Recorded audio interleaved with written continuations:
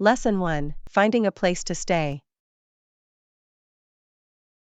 Hey Anna, do you know if there are any good hotels around here?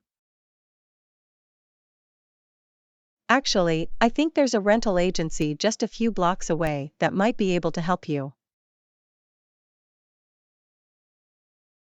Oh really? I didn't realize there were rental options in this area.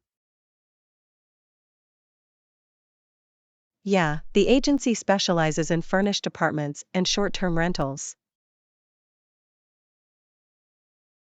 That could be perfect. I'm only going to be in town for a couple of weeks. Definitely check them out then. They might have some great options. Okay, good to know. I'll head over there after we finish up here. Great, let me know if you need any other recommendations while you're in town. Will do, thanks for the tip. I really appreciate you looking out for me. Of course, happy to help however I can. Finding accommodations can be tricky. Especially when you're not familiar with the area. This is super helpful.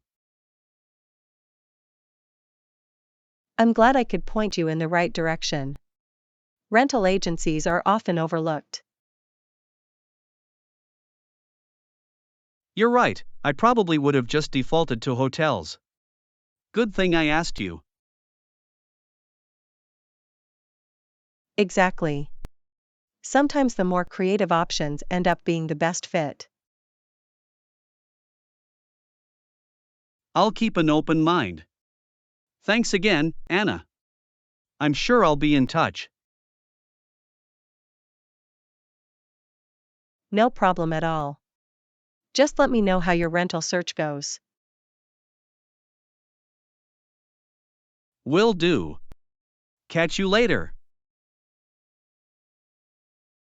Lesson 2: Dealing with a blackout. Hey Anna, did you notice the lights just went out? Yeah, I think there must be a power outage in the area. That's strange, everything was working fine a minute ago. I wonder what could have caused it. Any idea how long it might last? No, I'm not sure. Hopefully it's just a brief outage and they can get it fixed quickly. In the meantime, we might want to conserve our phone batteries in case it's an extended outage.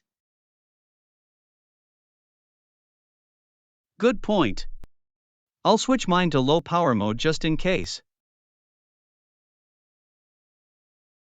Same here. We don't know how long we'll be in the dark.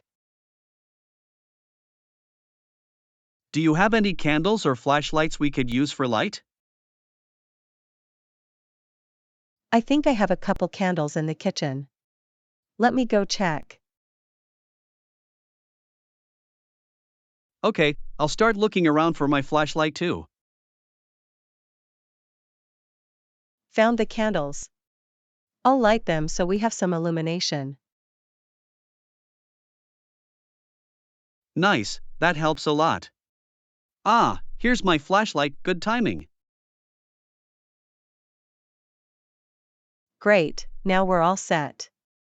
At least we're not sitting in total darkness. Definitely.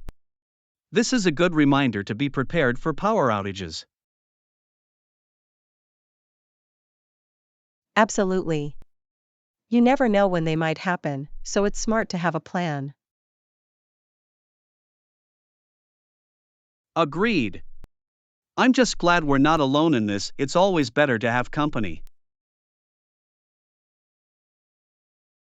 Definitely. It makes dealing with the unexpected a little easier. For sure. Well, I guess we just wait it out and see when the power comes back on. Yep, hopefully it won't be too long. In the meantime, want to play a game or something? Sounds good to me. Keeps us entertained until the lights are back. Lesson 3, Cleaning up the kitchen.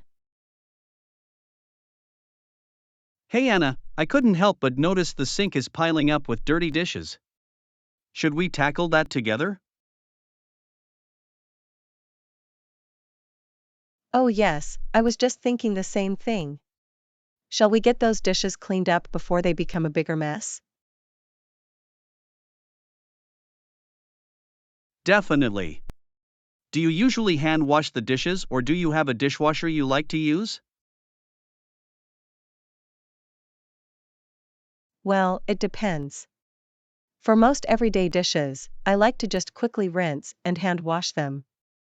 But for bigger loads, the dishwasher is a real time saver.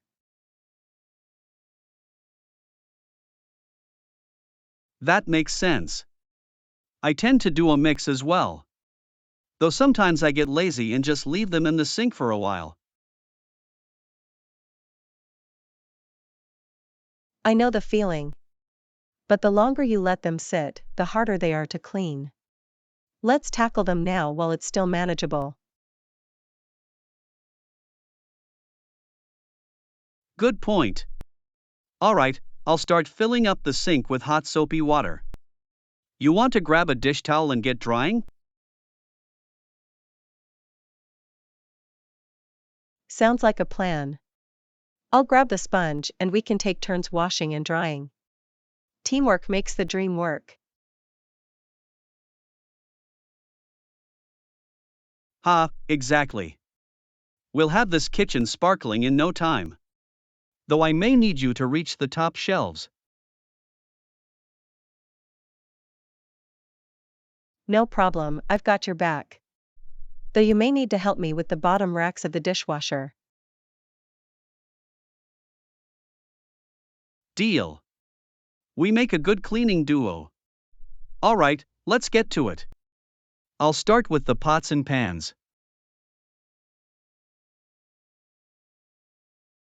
Wonderful. I'll work on the plates and cups. This'll be done before we know it. For sure.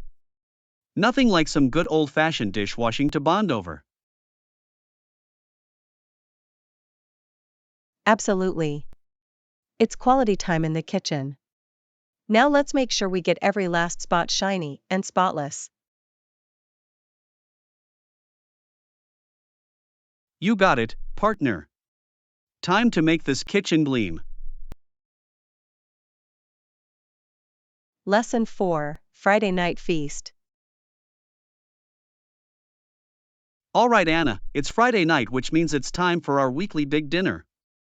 What delicious meal do you have in mind? Oh, I was thinking we could do something really special this week. How about homemade pancakes with a fresh fruit salad for dessert? Pancakes and fruit salad? That sounds absolutely perfect. I'm already getting hungry just thinking about it. Me too. We can make a big stack of fluffy pancakes and top them with all sorts of juicy berries and sliced bananas. Yum. Sounds divine. And we'll need to make a big enough batch to have seconds, or even thirds. Friday night is no time to hold back. Absolutely. And we can get really creative with the toppings. Maybe a drizzle of honey, a sprinkle of cinnamon, or a dollop of whipped cream. Ooh yes, all the fixings. This is going to be the most decadent pancake feast ever. I can practically taste it already. Me too. Alright, let's get started. I'll mix up the batter if you want to prep the fruit. You got it. I'll slice up some strawberries, blueberries, and bananas. This is going to be amazing. I can't wait. Okay, the batter is ready. Time to get those pancakes sizzling on the griddle. Excellent. I'll pour us each a big glass of orange juice to go with it. This is shaping up to be the perfect Friday night dinner. Absolutely. I can already smell the pancakes cooking. I'm so hungry, I might start eating the fruit before they're done. Ha, no need to hold back. Dig in. We've got plenty to go around. This is going to be a feast fit for a king. Or a queen. Alright, first batch is ready. Let's load up our plates and enjoy this delicious dinner. Yes. Time to indulge. I'm going to smother my pancakes in that fresh fruit salad. Bon appetit, my friend.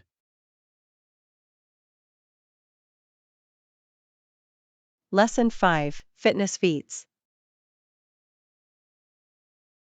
Alright, Anna, I was reading about some new fitness programs the government is rolling out. Sounds like they're trying to get all Canadians more active. Oh really? That's great to hear. With so many of us sitting at desks all day, we definitely need more incentives to exercise. Absolutely. The article mentioned they're focusing on things like community-based activities and discounted gym memberships. Wow, that's awesome. Little things like that can make a big difference in getting people to prioritize their health. For sure. And they're apparently putting a big emphasis on high-performance athletes as well, to help them reach their full potential. That makes sense. Having role models and seeing the benefits of elite level fitness can really inspire the average person. Definitely. I'm curious to see what specific programs they come up with. Maybe some fun, interactive fitness challenges. Ooh, that would be so cool. Like a nationwide step counting competition or a series of virtual fitness classes. Exactly. Get the whole country involved and make it a fun, collaborative effort. I love that idea. Fitness doesn't have to be a solo slog. Having that community aspect makes it so much more enjoyable. 100%. And I bet if they offered some cool prizes for the top participants, it would really motivate people. Absolutely. Even just a free gym membership or fitness tracker would be an awesome incentive. Definitely. This could be a game changer for public health in Canada. Get everyone moving and feeling their best. Agreed. I'm really excited to see what they come up with. It's such an important initiative. Me too. Hopefully, they roll it out soon so we can all start reaping the benefits. Healthier, happier Canadians, that's the goal. Lesson 6, Automotive Advancements. Morning, Anna. Did you catch that news about the latest automotive innovations? No, what's going on in the car world? I'm always interested to hear about new developments. Apparently, there have been some major breakthroughs that have really transformed the industry. Oh wow, that's exciting. What kind of advancements are we talking about here? Well, a big one is how manufacturing processes have become so much more efficient and streamlined. Ah yes, I can see how that would be a game changer. Being able to mass produce vehicles must have really opened up accessibility. Exactly. The first mass produced car was the Ford Model T back in the early 1900s. Fascinating. I didn't realize cars were being produced on that scale that far back. Yeah, it was a real turning point. Prior to that, cars were pretty much custom made for the elite. Wow, so the Model T really democratized personal transportation. That must have been revolutionary at the time.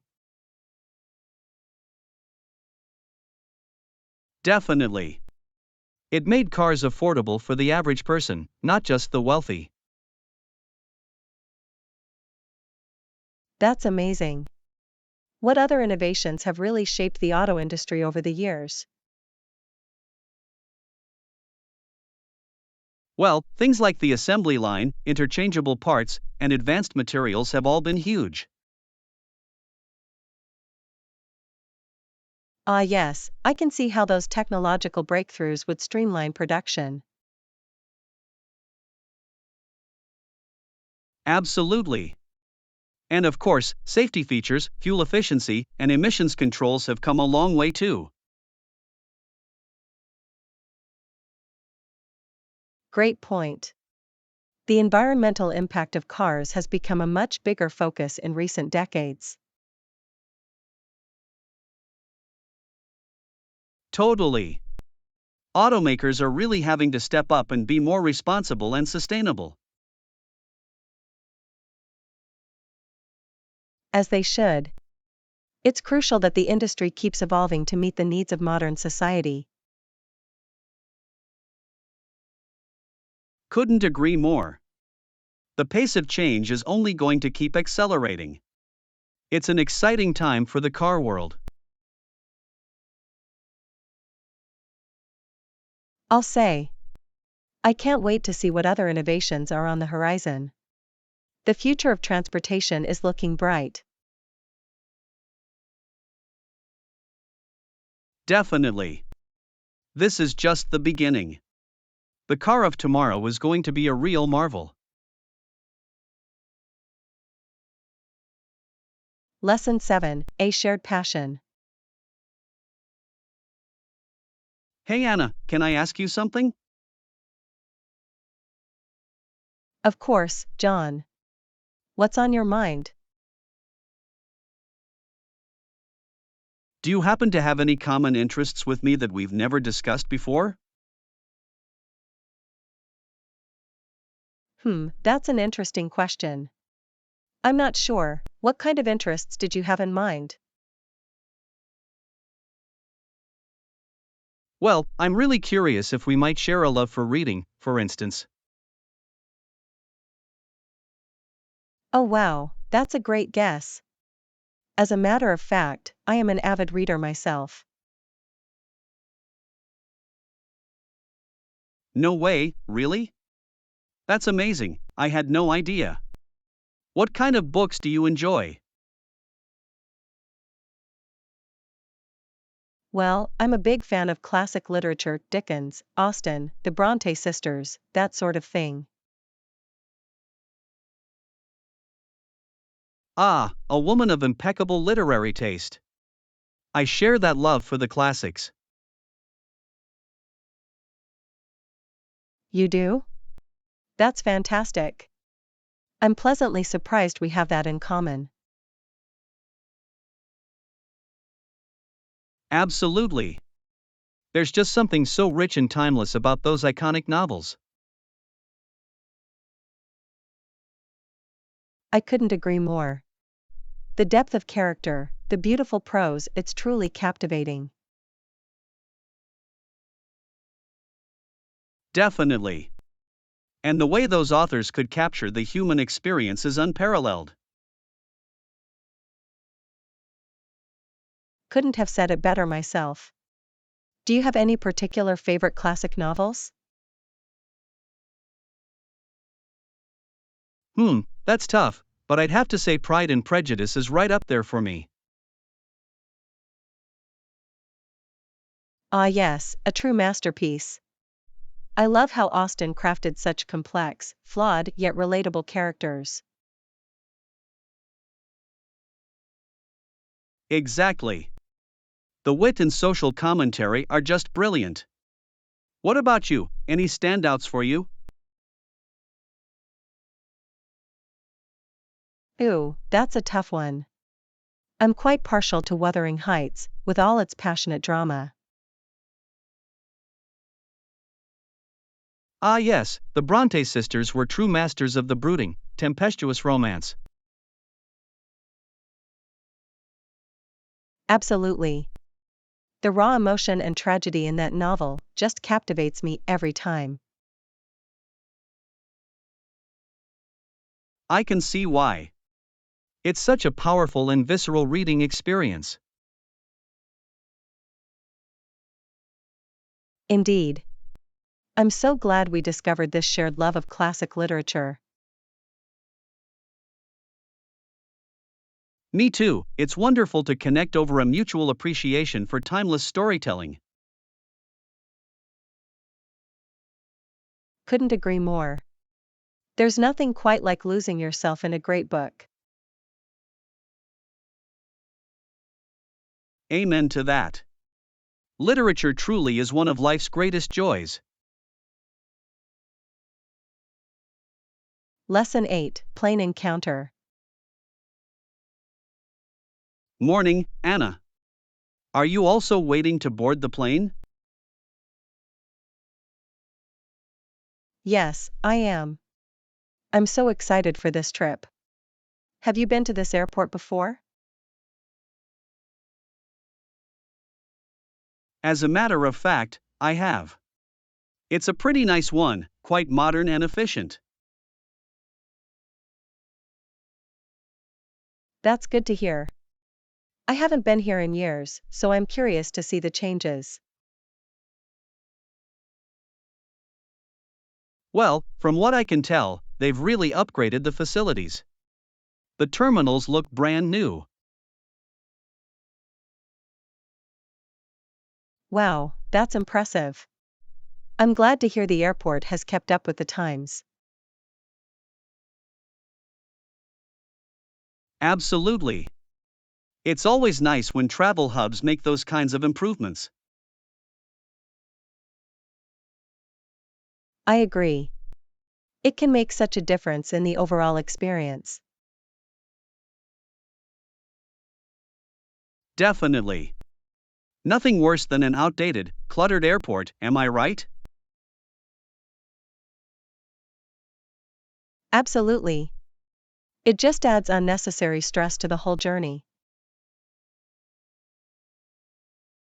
Exactly. This place seems to have a good flow to it, nice and spacious. That's great to hear. I hate feeling cramped and claustrophobic in an airport. Me too. It's like they forget people need room to actually move around. Haha, yes. And with all the luggage we have to lug around too.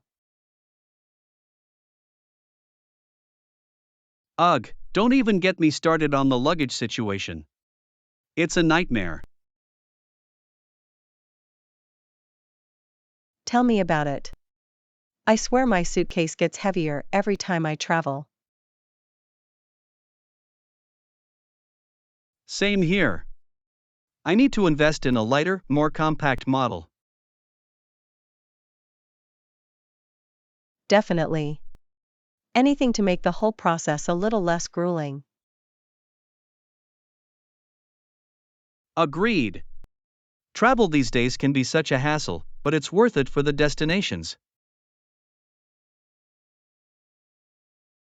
Absolutely.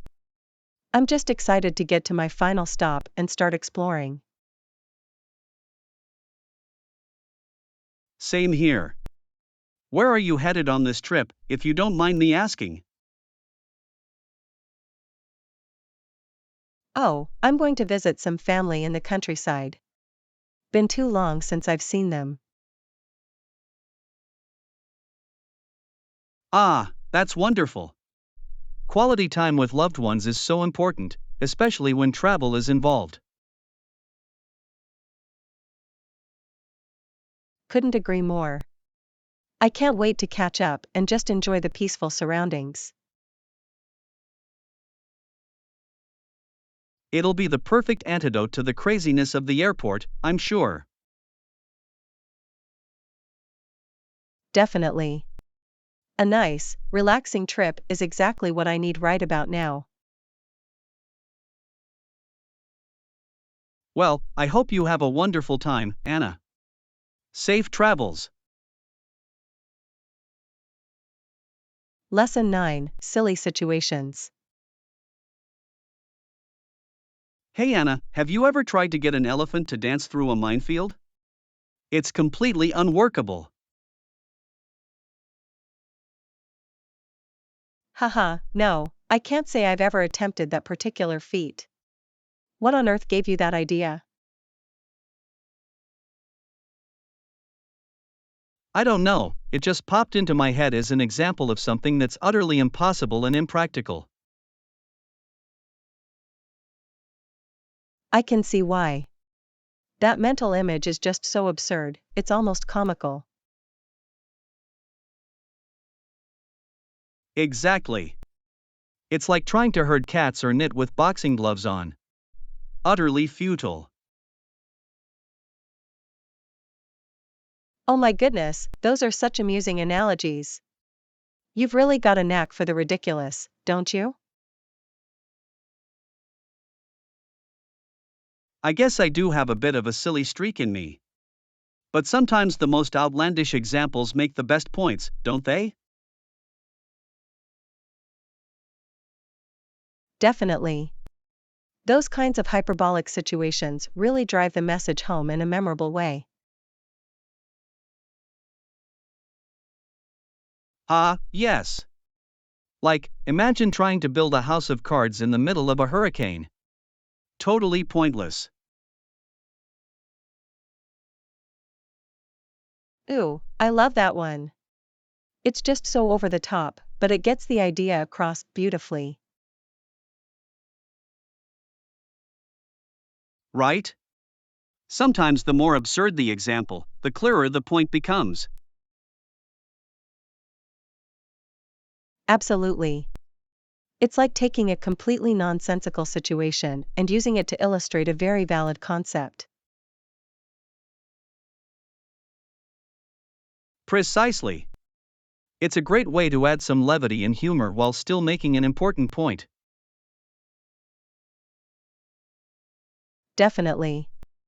And it keeps the conversation interesting and engaging, too. I'm really enjoying this back and forth. Me too. It's fun to just bounce these silly ideas off each other and see where it leads. Definitely. I feel like we could come up with all sorts of equally ridiculous analogies for hours. Oh, I have no doubt about that. We'd have the most entertaining conversation ever. Haha, I can just picture it now. We'd have everyone in stitches with our zany examples. Exactly. And who knows, maybe we'd even inspire some creative problem solving in the process. Ooh, that's a great point. Sometimes looking at things from a totally unexpected angle can unlock new solutions. Exactly. Who needs a straightforward approach when you can get an elephant to dance through a minefield instead? Haha, touche. I think you've got a future as a motivational speaker, John.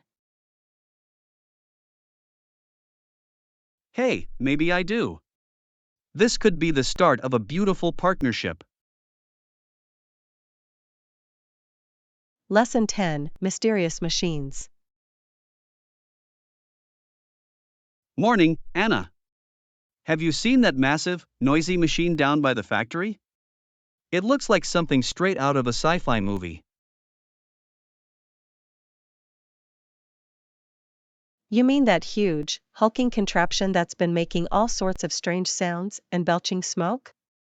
I'm not sure I even want to know what its real purpose is. Exactly. It's like something out of a nightmare, all gears and pipes and blinking lights, with no discernible function. Honestly, it's downright unsettling. I half expect it to come to life and start chasing people down the street. Ha, no kidding. It's like a Frankenstein's monster of machinery. I wonder who even thought that thing up. Probably some mad scientist with a penchant for the bizarre and impractical.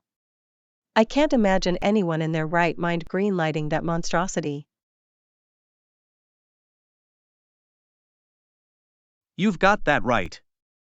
It's like they took a perfectly good factory and vomited futuristic technology all over it. Ugh, what an image. But you're not wrong. It's just a jumbled mess of components that seem to serve no real purpose. It's like they were aiming for cutting edge and landed straight in, completely incomprehensible. Definitely. I mean, are we even sure it's meant to, do anything? Maybe it's just there to confuse and terrify the locals. Ha, wouldn't that be something? Just a massive, expensive paperweight to keep the town on its toes. Exactly. Like some sort of industrial strength art installation, but with a lot more noise and pollution. Exactly. I almost want to go poke at it, just to see if anything happens. For science. Oh Lord, John, please don't go antagonizing the mystery machine. Who knows what kind of havoc that could unleash? Ah, come on, Anna. Where's your sense of adventure? Just a little jab, for educational purposes. Hard pass, my friend. I value my limbs and general well-being too much to go prodding the beast. Let's leave that to the experts. Fine. You're no fun sometimes, you know that? But I guess I'll have to content myself with just staring at it in bewilderment from a safe distance. That's probably for the best.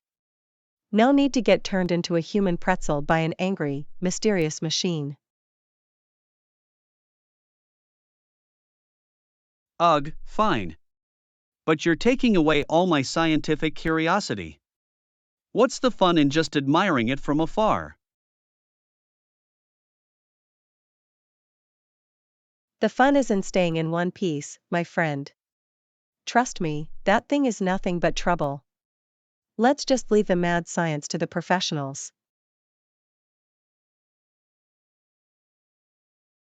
Spoil sport. But fine, I'll behave. For now, at least. That's all I ask. Now, how about we go get some lunch instead? I could use a break from contemplating that mechanical monstrosity. Now you're speaking my language. Lead the way, partner. Time to fill our bellies and forget about that crazy contraption. Lesson 11, A Commuting Conundrum. Yo, Anna. I've been meaning to ask, how's your commute these days? I know your work moved further away a while back. Ugh, don't even get me started, John. The new office is just too far for me to bike every day, and traffic has been an absolute nightmare. Yikes, that sounds rough. I can't imagine having to deal with that long of a drive on the regular. How are you managing it? Honestly, it's been a real struggle. I've been trying to carpool when I can, but that's not always an option. And taking the bus takes forever. Dang, that's a real bummer. I wish I could offer you a ride, but I'm all the way over on the other side of town. I appreciate the thought, but yeah, that wouldn't really work. I'm just about ready to buy a motorcycle or something at this point. Whoa, a motorcycle? Isn't that a bit dangerous for a daily commute? Probably, but at this point, I'm willing to try anything to cut down on this insane drive time. I'm losing hours of my life every week to traffic. Yikes, I can't imagine. That's gotta be super frustrating. Have you looked into any other alternatives? I've thought about getting an electric scooter, but I'm not sure I'd feel safe on the road with all the crazy drivers around here. Yeah, that's a tough call. Scooters can be risky, especially for longer distances. Exactly. I just don't know what to do, John. I'm really starting to dread going to work every morning. That's the worst, when your commute becomes the bane of your existence. Maybe you could look into moving closer to the office? Believe me, I've considered it, but the housing prices around there are insane. It's like a whole other world. Oof, yeah, that would be a tough sell. Rents and mortgages these days are just outrageous. Tell me about it. It's enough to make me want to just quit my job and become a hermit. Haha, well, I don't know if that's the best solution, but I get the sentiment. This commuting thing is a real conundrum. No kidding. I'm open to any and all suggestions at this point. I'm running out of steam and my gas tank.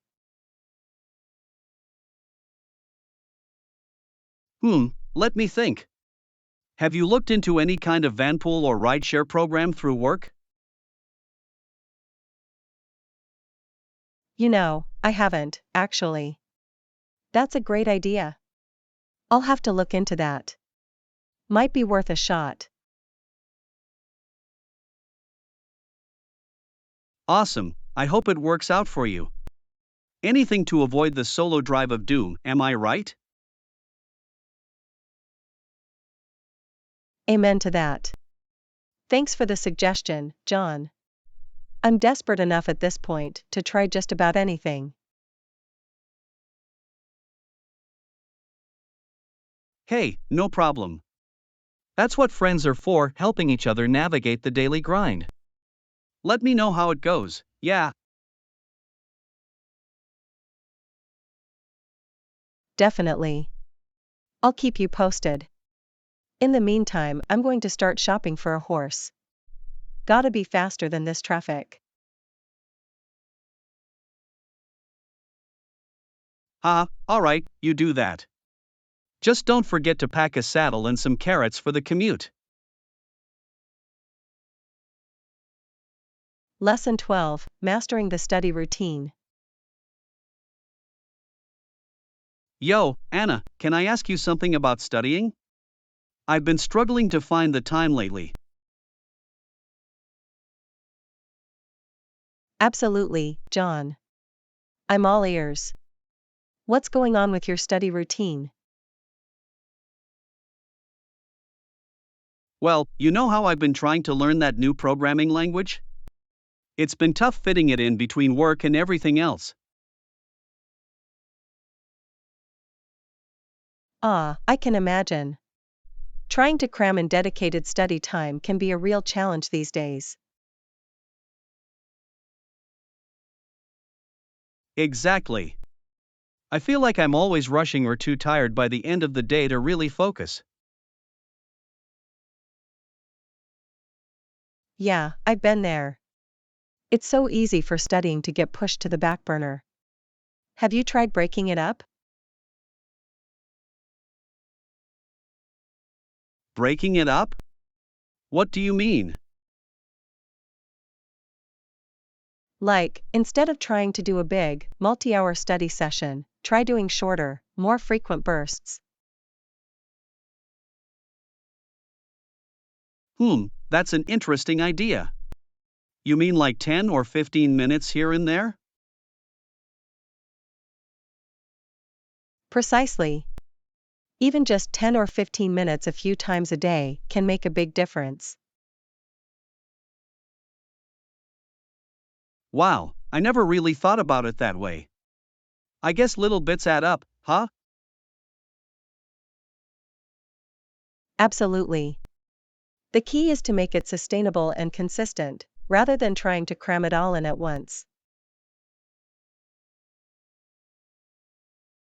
That makes a lot of sense.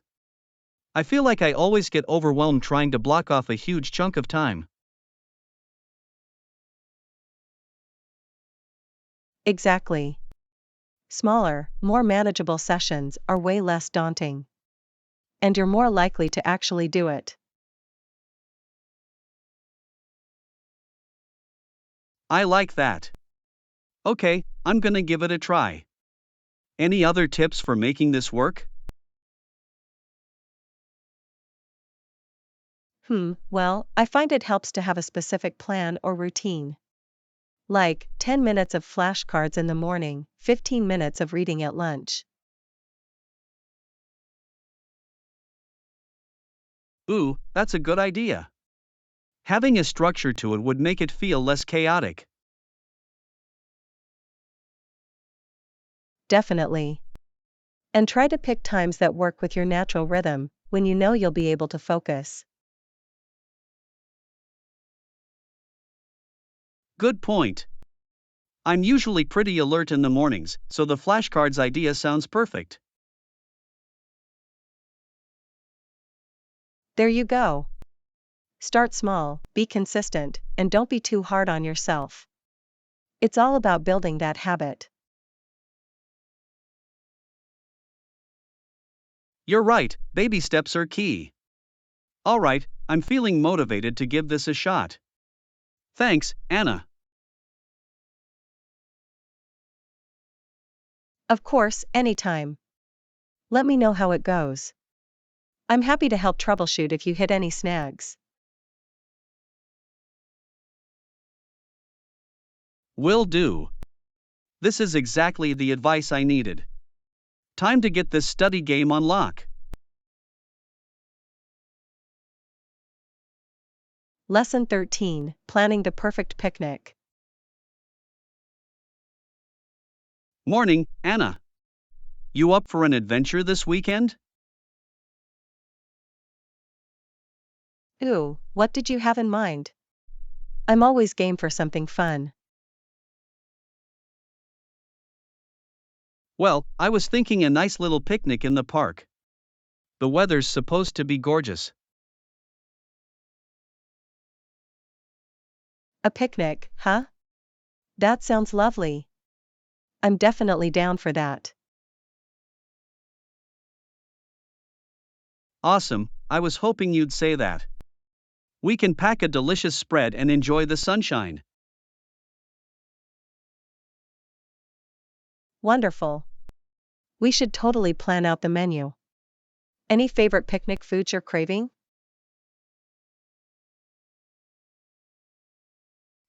Let's see. I'm thinking some fresh fruit, maybe a nice little cheese and cracker plate. Ooh, and don't forget the sandwiches. Classic picnic fare. Definitely. Maybe some tasty veggie wraps or something. And don't forget the sweets. Ooh, yes, a little something for dessert would be perfect. Cookies or brownies, perhaps? Brownies sound divine. I'm already getting hungry just thinking about it. Me too. This is going to be such a fun day. We should pick out the perfect spot in the park too. Good call. Somewhere with a nice view, maybe near some trees for a little shade. Definitely. And we should pack a blanket or a few pillows to make it extra comfy. Absolutely. This is shaping up to be the ultimate picnic experience. I can't wait. It's going to be such a lovely way to spend the day. Great, it's a date then. I'll handle the food prep and you take care of the other supplies? Sounds like a plan. This is going to be the perfect weekend getaway. I agree, my friend. Let's hope for sunny skies and a wonderful time. Definitely. I have a good feeling about this. It'll be a picnic to remember. Awesome. I'll be in touch with more details as we get closer. This is gonna be great. Lesson 14, The Joy of Holding the Door. Yo, Anna. Can I ask you something? Absolutely, what's on your mind? You know, I've been noticing something lately, and I wanted to get your take on it. Oh? What's that? Well, it seems like these days, people don't always hold the door open for others anymore. That's an interesting observation. I've noticed that too. Right? It's like common courtesy is becoming a lost art. I agree, it's a shame. It's such a simple gesture, but it can really make a difference. Exactly. I mean, it takes just a few seconds to hold the door, but it can really brighten someone's day. Absolutely. It's a small act of kindness that goes a long way. Definitely. And you know, I've even noticed that sometimes people will let the door slam in someone's face. Oh, that's just rude. I can't stand when that happens. Me neither. It's like, come on, dude, have some basic manners. Totally. It's a simple way to show respect and consideration for others. Definitely. I try to make a conscious effort to hold the door open, even for strangers. That's so great, John. It's really admirable that you make that a priority. Well, I just think it's the right thing to do, you know? It's not that hard. Completely agree. I try to do the same thing.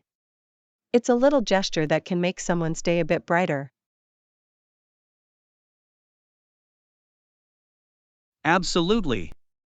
And you know, I bet if more people did it, it could really start a positive chain reaction. I love that idea. Little acts of kindness inspiring more kindness. The world could use more of that. Couldn't agree more.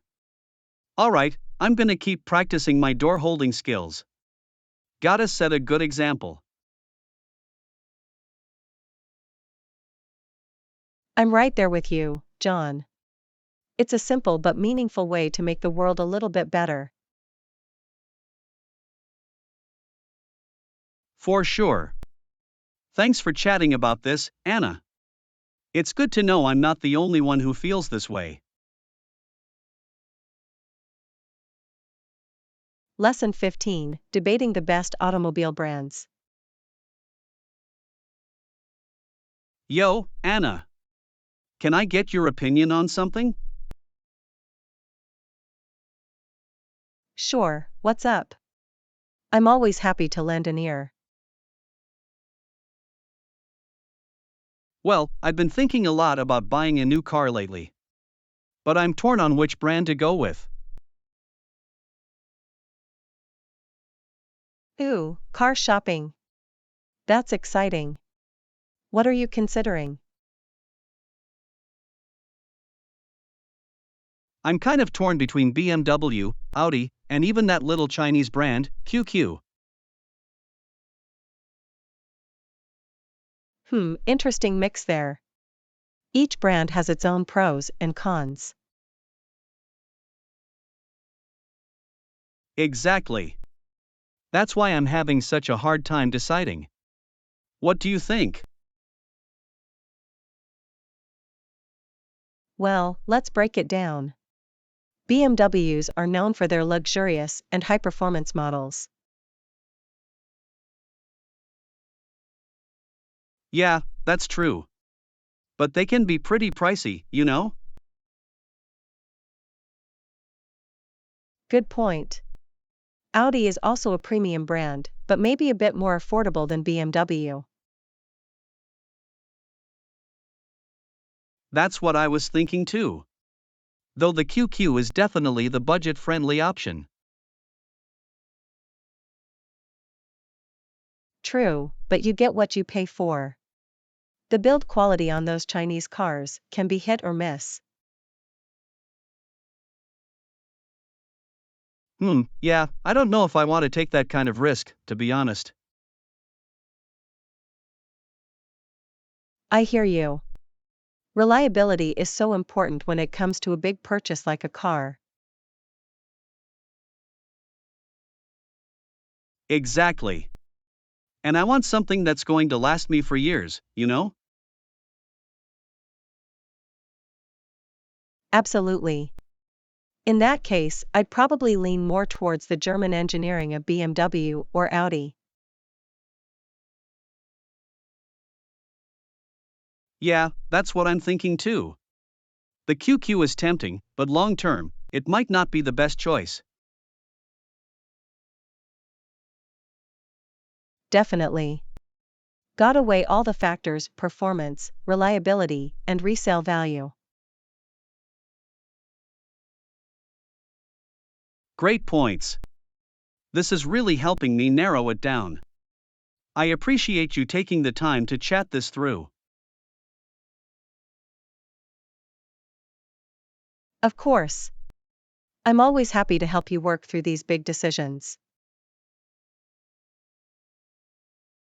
You're the best, Anna. I think I'm gonna go test drive a few models this weekend. Awesome, let me know how that goes. I'm excited to hear what you end up deciding on. Will do. Thanks again for the advice. You're a lifesaver, as always. Lesson 16, The Importance of Trying. Anna, can I ask you something? Of course, what's on your mind? Well, I've been thinking a lot about this idea of trying your best, even if you don't succeed.